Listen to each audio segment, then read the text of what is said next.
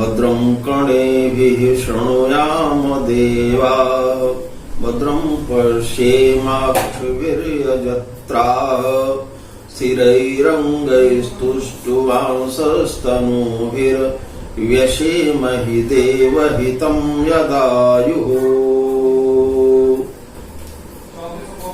धन्यवाद। आप सभी संस्कृत के उपासकों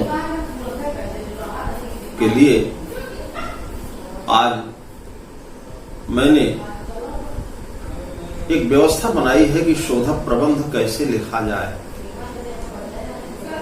मैं आज आपको एक शोध प्रबंध भी दिखाऊंगा जो हमारे ही निर्देशन में कर रहा है, और हमको इसके पहले आपसे ये चर्चा करना है कि यदि आपने शोधक प्रस्ताव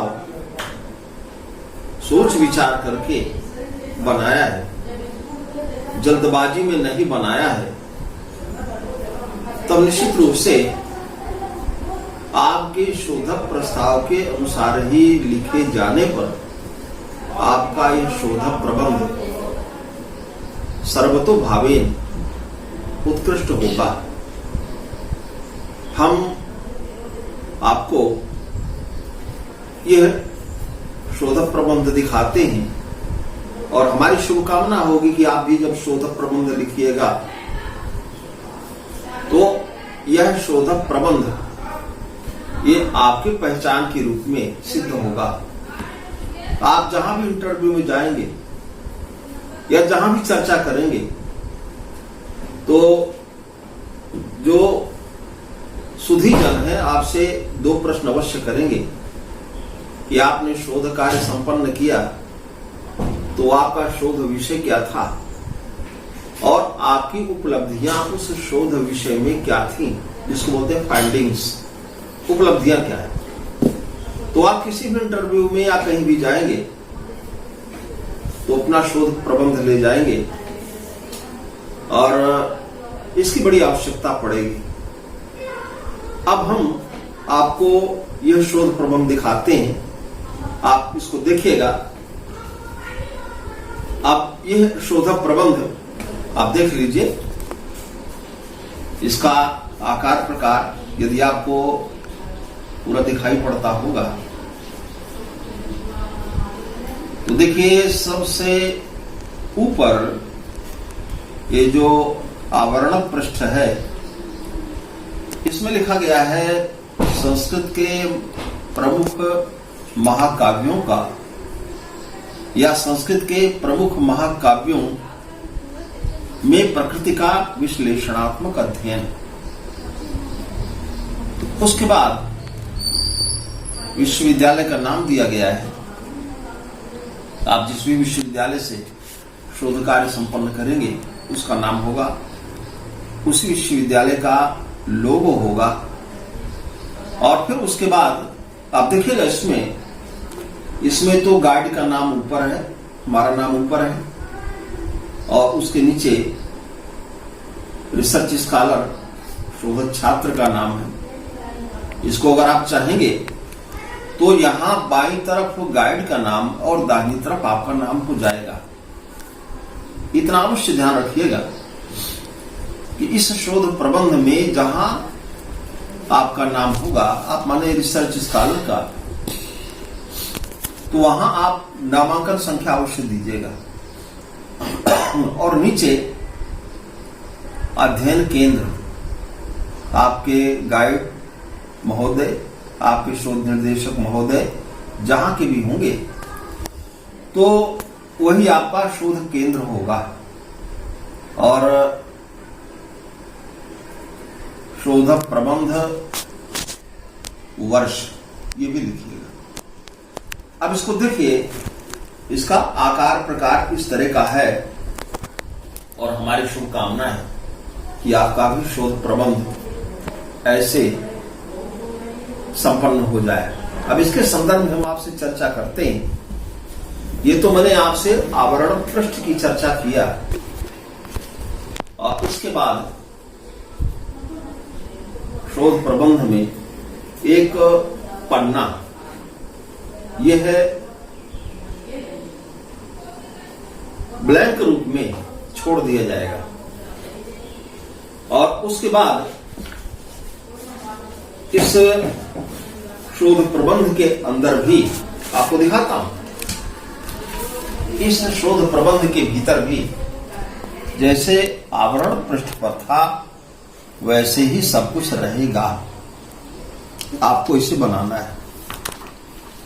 इसमें देखिए और फिर देखिएगा कि जैसे हम लोग कोई भी कार्य करते हैं तो मंगलाचरण के रूप में अपने इष्ट को याद करते हैं।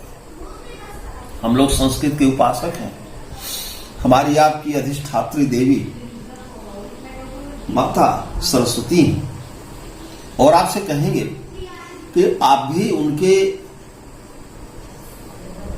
नमन को उनके चित्र के साथ अवश्य कीजिएगा। इसके बाद फिर हम आपको दिखाते हैं, आगे चलिएगा।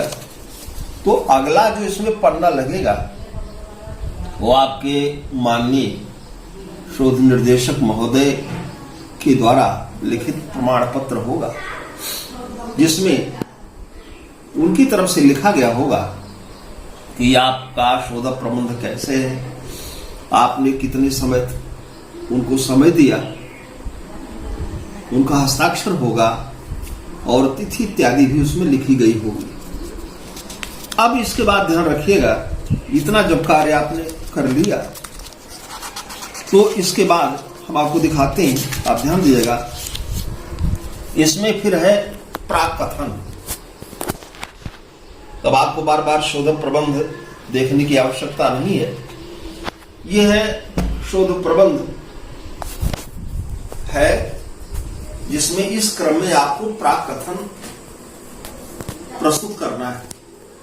प्राक माने पहले, कथन माने कहना कि अभी आपने शोध प्रबंध में शोध विषय कुछ भी नहीं लिखा है, उसके पहले आप कुछ बातें करेंगे।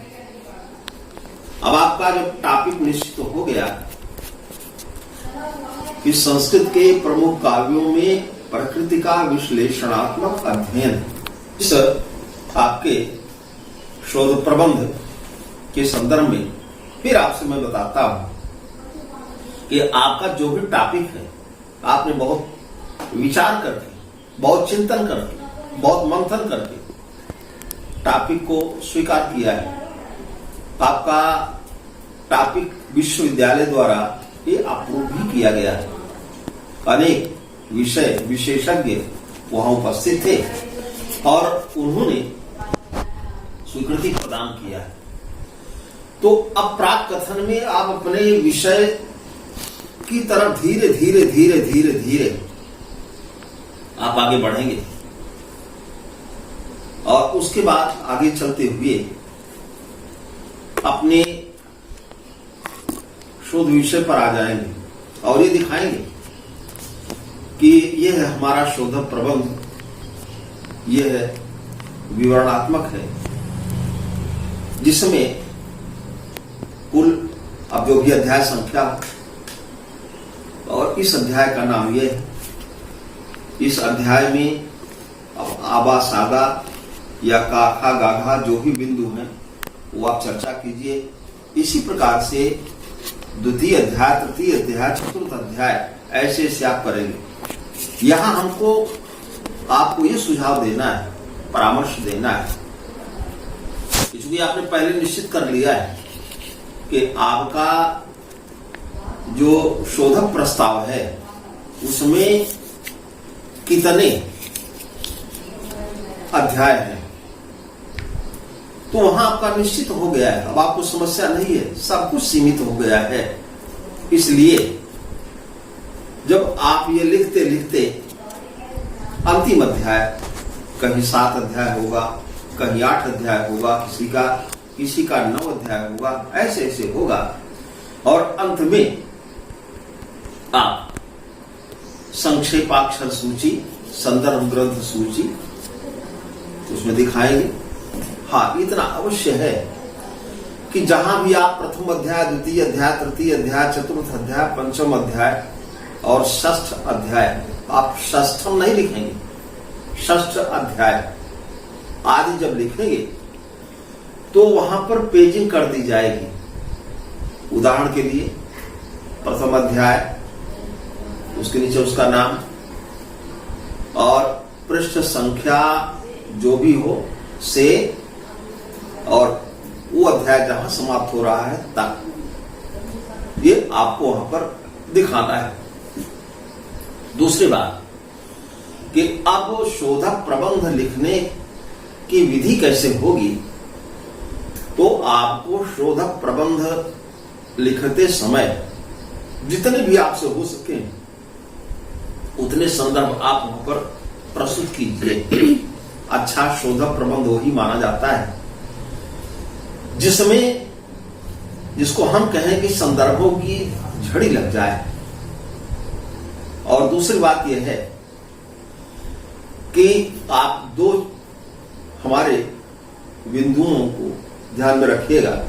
पहले तो यह रहे, नामूलम लिख्यते किंचित नानपेक्षित मुच्यते।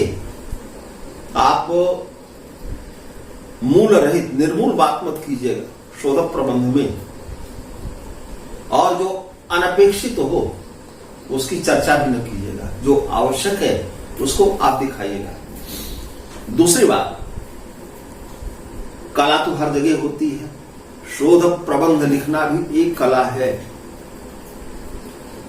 आप जैसे बोलते हैं बढ़िया, उसी प्रकार से शोध प्रबंध आप लिखेंगे तो आपकी भावनाओं को व्यक्त करेगा। जैसे लोग कहते हैं ना, face is the index of mind, उसी प्रकार से आपकी थीसिस जो है वो आपके व्यक्तित्व, आपके शैक्षणिक स्तर को प्रस्तुत करेगी। दूसरी बात, शोधक प्रबंध आप जब लिखिए तो जब आपके पास लिखने की कला होगी, आर्ट ऑफ राइटिंग होगी, तो उससे बढ़िया लाभ यह होगा कि सामान्य बात भी अगर आप करेंगे तो सामान्य बात करने में भी आपकी विलक्षण प्रतिभा प्रकट हो जाएगी। एक बात सुनाता हूं कि उस समय एक हम शेर पढ़ते हैं और वो यह है कि बात कितनी बेसलीका हो मगर, तो सुनिएगा, बात कितनी बेसलीका हो मगर बात करने का सलीका चाहिए। यदि आप दोनों सिद्धांत याद में रखेंगे, स्मरण में रखेंगे, न मूलम लिख्यते किंचित नानपेक्षित उच्यते, और बात कितनी बेसलीका हो मगर बात करने का सलीका चाहिए। जल्दबाजी में आप कुछ मत लिखिए। जिस अध्याय को आप लिखने के लिए उठाइए उस अध्याय की पहले तैयारी कर लीजिए, तब आप लिखिए, आपको कोई समस्या नहीं होगी। हाँ, एक बिंदु और भी आपका अध्याय लेखन के पहले ये होगा, वो होगा आभार। फिर सुनिएगा कि मुख्य पृष्ठ आपका होगा, आवरण पृष्ठ पहले हो गया आपके थीसिस का। फिर सुनिएगा, अंदर एक दो पन्ने छोड़ दीजिएगा, और फिर होगा आपका अंदर का पहला पृष्ठ। उस पर भी सभी बातें वैसी टाइप होंगी जैसे आपके आवरण पृष्ठ पर होंगी। दूसरी बात एक और भी ध्यान रखिएगा, थीसिस जहां भी टाइप कराइएगा वहां बोल दीजिएगा कि अच्छा कागज लगाइएगा। A4 साइज का कागज होगा और अच्छा स्तरीय अगर कागज होगा तब तो अच्छा है, नहीं तो आरंभ में तो कागज बड़ा अच्छा दिखता है, और जैसे जैसे समय बीतता जाता है शोधक प्रबंध आप का वो पीला होता चला जाता है। दुर्भाग्य है, इसलिए कागज आपका बढ़िया लगे। हाँ, अब बात करते हैं कि जैसे आपका ये शोध प्रबंध का आवरण पृष्ठ हो गया, मैं फिर चर्चा करता हूं। उसके बाद जब अंदर चलिएगा तो एक दो पन्ने आप छोड़िएगा और जैसे आपने आवरण पृष्ठ पर जो लिखा है, जो आपने टाइप कराया है, वही अंदर भी होगा। और उसके बाद फिर आपके गाइड महोदय का प्रमाण पत्र होगा, प्राक कथन होगा जिस पर मैंने चर्चा किया। और जब प्राक कथन हो जाए, संपन्न हो जाए, तब उसके बाद आभार एक बिंदु बनेगा। और आभार एक बिंदु जब बनेगा तो उस आभार को एक सिस्टमेटिक वे में आप दिखाएंगे। जैसे हम लोग तो संस्कृत के विद्यार्थी हैं, सरस्वती के उपासक हैं, तो हम सबसे पहले परमपिता परमेश्वर की कृपा प्रसाद के रूप में अपने इस जन्म को स्वीकार करेंगे। इसलिए परम कारुणिक परमेश्वर को हम स्मरण के पथ पर जरूर लाएंगे सबसे पहले। और आप जानते हैं कि गायंत देवा किल गीत कानी धन्यास्ते भारत भूमि भागे, यह हम लोगों का सौभाग्य है, हम लोग माने आपका, हमारा सभी का, कि सबसे पहले तो प्रभु ने बहुत बड़ी कृपा किया है कि मनुष्य का जन्म दिया। नहीं मानुषात श्रेष्ठ तरम ही किंचित, ये सब आप दिखाइए। और जब हम मानव हो गए, मनुष्य हो गए, तो ईश्वर की बड़ी कृपा हुई कि हमारा जन्म भारतवर्ष आर्यावर्त के भाग में हुआ। उसमें भी हम संस्कृत का अध्ययन करने चल रहे हैं, देववाणी है, इसका सम्मान हर जगह। तो ये सब करते करते जब आपने प्रभु का स्मरण कर दिया, मानव जीवन की चर्चा कर लिया, तब आप जो आपके घर में आपके प्रकट रूप में देवता हैं, माता और पिता, बड़े सम्मान पूर्वक आप उनको याद करिए और एक क्रम से आप चलते चलिए। आपके शोध कार्य में जिसने थोड़ा भी सहयोग किया है, आप उनको जरूर याद करिए, उनका नामोल्लेख करिए। आप जिस भी विश्वविद्यालय में गए मैटर कलेक्शन के लिए, आप वहां जो भी आपकी सहायता किए हों, उनका नामोल्लेख कीजिए।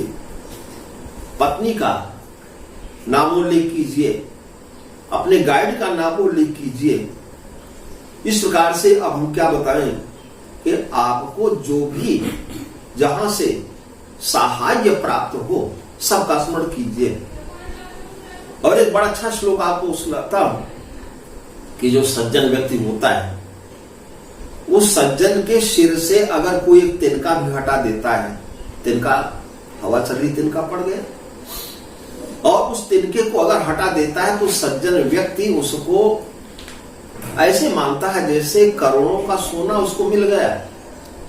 लेकिन जो दुष्ट होता है, प्राणों की बाजी लगा करके भी आप उसका उपकार कर दीजिए, लेकिन उस उपकार को वैर के रूप में स्वीकार करेगा। संतस्त्रिणो सारणम उत्तमांगा, उत्तमांग शिर, संतस्त्रिणो सारणम उत्तमांगा, सुवर्ण कोट्यर्पण मनंती, प्राणव्ययेनापि कृतोपकारा, दुष्टा परम वैरमिवोद्वहन्ति। इस प्रकार से आपका आभार का क्रम हो गया।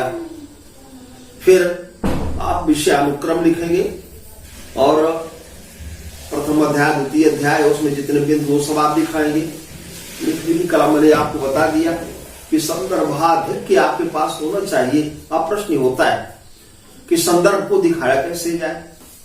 जैसे एक पृष्ठ पर आपने जो लिखा, तो आप चाहें तो नीचे कुछ स्पेस खाली रखें,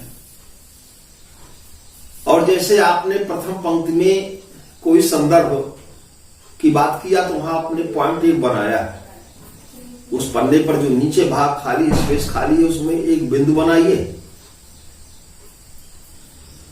और उस संदर्भ के परिप्रेक्ष्य में उस पुस्तक को दिखाइए और किस पृष्ठ पर कहा गया वो दिखाइए।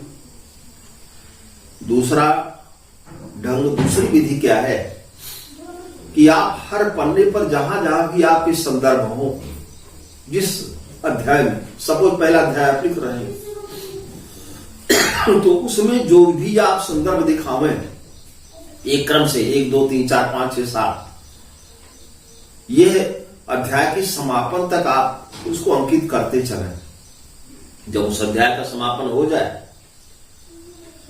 तो फिर जितने भी संदर्भ हैं उनको 1 पन्ने 2 पन्ने 3 पन्ने 4 पन्ने में जो भी आवे उनको वहां पर प्रस्तुत कर दीजिए।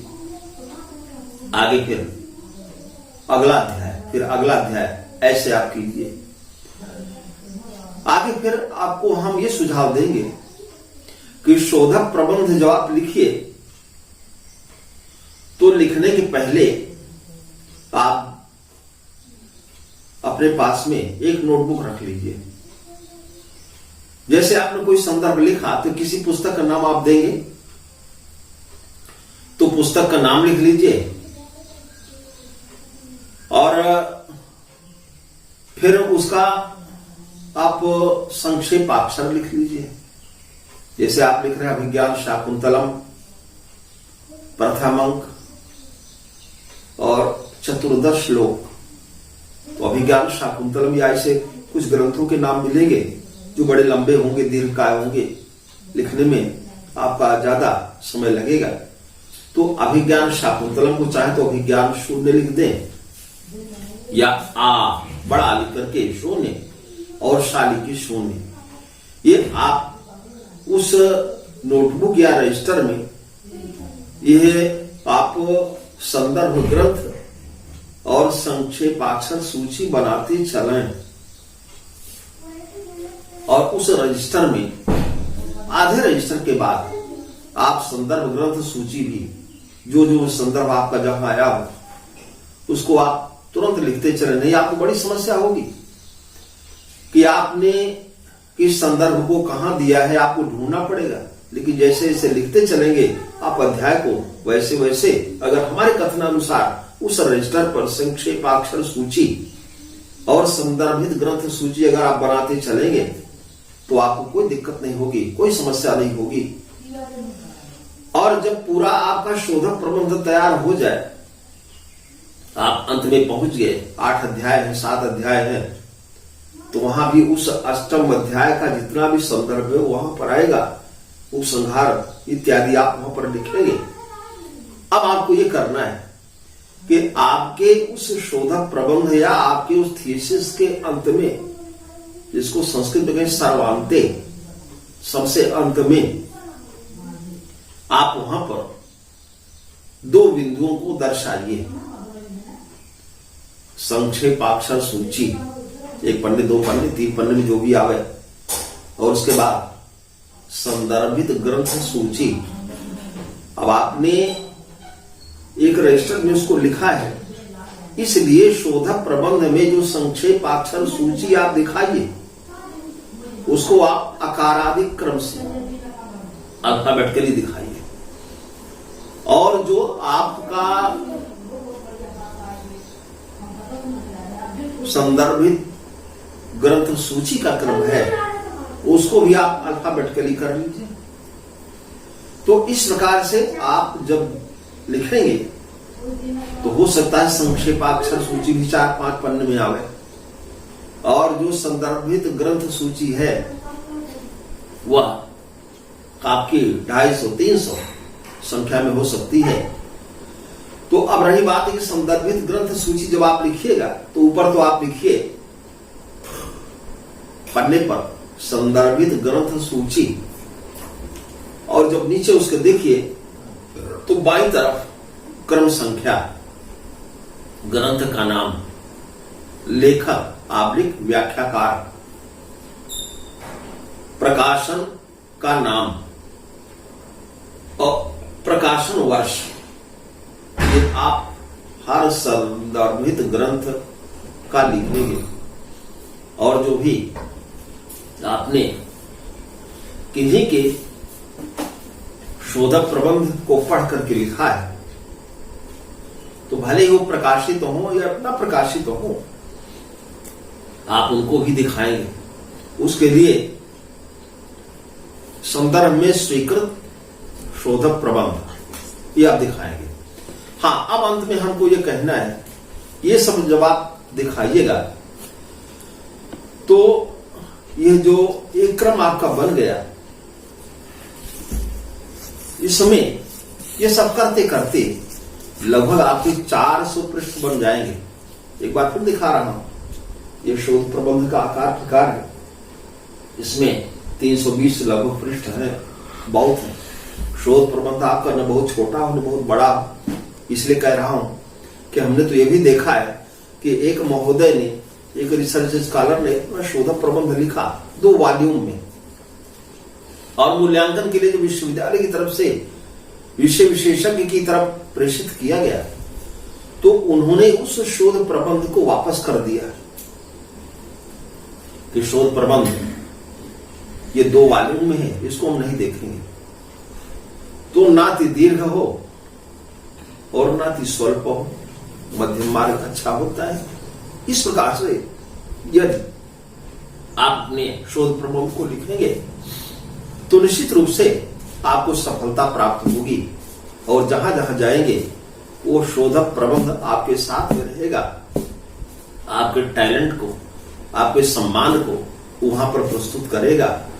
अंत में इतना कहेंगे कि हमारी शुभकामना होगी कि आप अपने शोध प्रबंध को हमारे बताए हुए निर्देशों के अनुसार यदि लिखेंगे तो आपका वो शोध प्रबंध उत्तम श्रेणी का शोध प्रबंध सिद्ध होगा।